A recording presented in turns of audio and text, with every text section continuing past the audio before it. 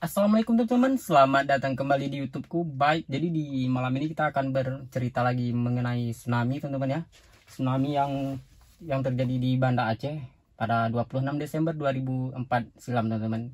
Jadi saya akan ceritakan karena nih di WhatsApp saya, di WA saya itu ada yang bertanya gimana tuh Bang keadaan sama kehidupan sehari setelah tsunami teman-teman. Jadi dia bertanya seperti itu. Baik, saya akan sebelum kita bercerita lebih jauh saya akan hmm, perjelas dulu yang bahwasannya yang dimaksud rata teman-teman. Jadi kan ada yang bilang itu tsunami rata menyapu Aceh pada saat itu. Jadi rata yang dimaksud di sini itu bukan rata keseluruhan ke depan ya teman-teman. Melainkan kalau kita lihat dari peta itu dari barat kota Melabuh itu sampai ke Kerung Raya itu apa itu pesisirnya itu berdekatan dengan laut semua teman-teman. Jadi yang dimaksud rata di sini tuh rata terkena teman-teman. Jadi dari kota Melabuh sampai ke Aceh Besar ini terkena teman-teman. Jadi kan bentuk peta gini, ini kan kota Banda Aceh, jadi ini ke sini kan arah Melabuh, ke sini kan arah Kurung Raya. Jadi merata dari sini terkena semua, bukan merata ke sini teman-teman. Jadinya di tempat saya itu di kota Banda Aceh tidak terkena teman-teman. Nah, jadi pengakhiran air itu kalau untuk menuju ke rumah saya itu sekitar 15 menit lagi teman-teman. Nah, semisalnya ini air laut waktu itu volumenya itu lebih besar, mungkin tempat saya akan terkena karena jarak terakhir air ini ke rumah saya itu kisaran 15 menit lagi teman-teman, seperti itu. Nah, yang jadinya banyak sekali itu orang-orang pada saat itu berlarian ke kampung saya teman-teman, ke daerah tempat saya tinggal. Nah, jadi berbicara sehari setelah tsunami. Nah, jadi saya tidak akan memulainya dari hari keesokannya, tapi saya akan memulai di hari kejadiannya teman-teman. Nah, jadi di hari pertama itu setelah tsunami-nya naik, setelah semua orang sudah lari ke arah yang lebih tinggi, saya dan keluarga itu pergi ke jembatan Berawi teman-teman. Jadi namanya jembatan Berawi, teman-teman boleh ketik di Google Map, namanya jembatan Berawi. Saya dari tempat saya tinggal ke arah jembatan Berawi. Nah, di jembatan Berawi itu tepat sesudah gelombang tsunami itu saya kelas 5 SD, saya melihat ke bawah jembatan itu puing-puing sudah di dalam sungai, itu sudah puing-puing bercampuran dengan manusia pada saat itu. Jika teman-teman mengetik di YouTube video tsunami 2004 itu ada yang videonya di dalam sungai, ada orang-orang yang dari atas puing-puing itu di dalam sungai. Nah, itu pada saat itu saya ada di pinggir sungai teman-teman. Di video itu saya ada di pinggir sungai, cuma saya tidak nampak di video itu. Pokoknya di menit video itu saya ada di lokasi pada saat itu. Saya masih ingat sekali itu teman. Nah, jadi orang-orang ini pada turun ke sungai, orang-orang yang dari arah kampung saya pada turun ke sungai untuk menolong saudara kita yang di dalam sungai, yang bisa diraih dengan tangan itu langsung ditarik ke daratan pada saat itu. Namun itu tidak berlangsung lama, langsung terjadi lagi gempa susulan teman-teman. Jadi gempa itu berlanjut terus sampai beberapa hari pada saat itu. Pokoknya tidak terjadi gempa itu sekali teman-teman. Jadi beberapa kali, cuma untuk kekuatan gempanya cuma sedikit gitu, tidak seperti gempa pertama teman-teman.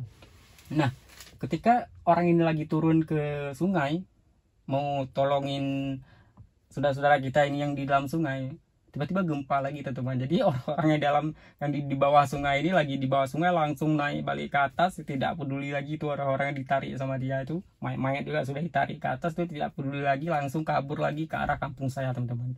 Jadi kabur lagi tuh hampir jam setengah 10, kayak ya jam setengah 10 pagi deh, pokoknya setelah tsunami itu. Jadi langsung kabur lagi ke daerah kampung kami. Jadi kami setelah itu tidak lagi mengarah ke kota teman-teman. Jadi jembatan Berawi yang tadi saya bilang ini dia tuh mengarah ke kota saat itu. Nah, jadi kan sudah tiba jam-jam 12, pokoknya jam 1 itu masih campur aduk, orang pada zikir-zikir semua. Pokoknya gempa langsung terjadi terus pada saat itu. Pokoknya getar-getar terus teman-teman, gempa tidak berhenti. Selang beberapa menit, selang beberapa jam itu langsung ada gempa susulan lagi. Jadi kami tidak kemana-mana lagi. Kami langsung saat itu sudah sore mau malam, kami langsung pindah ke pesantren teman-teman. Jadi kami di rumah saya itu ada pesantren, dekat rumah saya ada pesantren. Jadi kami itu beberapa di kampung itu pindah ke pesantren. Pada saat itu kami duduk di pesantren itu, zikir-zikir di situ, pokoknya tidak pulang ke rumah pada saat itu. Untuk gelap banget teman-teman, karena kan listrik pada saat itu tidak ada teman-teman, padam semuanya. Semisalnya ada pun dia cuma redup sebentar, nyala sebentar, habis itu redup mati, habis itu nyala sebentar, redup mati teman-teman gitu. Jadi listriknya kita bilang sudah padam seperti itu, tidak berguna lagi pada saat itu. Nah, jadi malamnya seperti itu, gempa-gempa terus, gempa susulan itu datang terus. Ke esok paginya sudah pagi ya, jadi esokan harinya itu sudah pagi. Nah, dimulai dari pagi itulah mulai orang yang dari daerah kampung saya ini, ataupun orang-orang yang sudah dari kampung orang lain ini yang ke arah kampung saya ini, mulai balik ke kotanya teman-teman. Begitu juga dengan orang di daerah kampung saya ini yang punya saudaranya tinggal di kota yang kena tsunami, di daerah tsunami, mereka juga ke arah kota semua. Nah, setelah itu deh, dimulai dari situ kampung saya itu berdatangan terus mayat teman-teman. Jadi mayatnya dibawa pulang dari kota ke sini, karena kan misalnya saya punya saudara di daerah yang kena tsunami, jadi saya bawa pulang ke rumah saya seperti itu. Jadi begitu terus untuk kesehariannya teman-teman. Pokoknya orang nangis di mana-mana. Kita lagi duduk santai, tiba-tiba ada orang nangis, tiba-tiba waktu kita lihat dah dibawa pulang mayat seperti itu. Jadi saudara-saudaranya dibawa pulang ke, yang sudah meninggal ini dibawa pulang ke kampung saya pada saat itu, yang ada saudaranya di kampung saya. Nah, jadi kalau untuk masalah makanan itu pada saat itu di tempat kami itu tidak putus teman-teman. Jadi makanan ada, karena kan jalan yang dari kampung saya ini kalau kita mengarah ke Blang Bintang, kebetulan juga di daerah saya ini dekat dengan Blang Bintang itu bandara, nama Bandara Blang Bintang, bandara tidak terkenal. Dan juga jalan rumah saya ini tembus ke Bundaran Lambaru. Bundaran Lambaru ini jalan penghubung dari Banda Aceh menuju ke Medan teman-teman. Jadi jalan ini pada saat itu masih bisa digunakan. Jadi untuk makanan kami tidak gimana ya, pokoknya cukup deh. Jadi kita untuk makanan cukup pada saat itu. Dan lalu ya berlangsung terus karena yang seperti saya bilang tadi, bandara di tempat kita ini tidak rusak, jadinya untuk bantuan kemanusiaan itu langsung berdatangan teman-teman, langsung berdatangan untuk bantuan kemanusiaan itu. Seperti yang saya ingat tuh UNICEF pokoknya seperti itu. Nah, beberapa hari kemudian deh baru itu datang terus dari luar negeri seperti Turki itu. Saya masih teringat sekali Turki. Jadi kami langsung dibuat yang tinggal di daerah kampung saya ini kan nggak ada tempat tinggal khusus dia. Jadi di masjid di tempat saya tinggal ini langsung dibikin tenda kemah seperti itu. Jadi dibuat kemah pengungsi di situ. Korban-korban tsunami di situ semua. Nah, dimulai dari situ untuk aktivitas tidak ada lagi ya teman-teman. Misal seperti sekolah, kantor, apalagi itu tidak lagi teman-teman, sudah libur semua pada saat itu. Pokoknya sudah seperti mati semua deh. Untuk aktivitas tidak ada lagi, melainkan aktivitas kita pada saat itu di kampung saya ini cuma ya mandiin jenazah, habis itu kuburin seperti itu teman-teman. Untuk aktivitas lain tidak ada pada saat itu. Nah, kembali ke camp pengungsian. Nah, semenjak ada camp pengungsian ini, kita itu di berbagai cara di situ ya. Kita ada orang Turki ini, pokoknya orang-orang yang beri bantuan ini, ada yang ngajar tentang supaya kita tidak trauma, pokoknya bermacam cara itu. Saya yang ingat saya segitu teman-teman. Saya masih kelas 5 SD pada saat itu.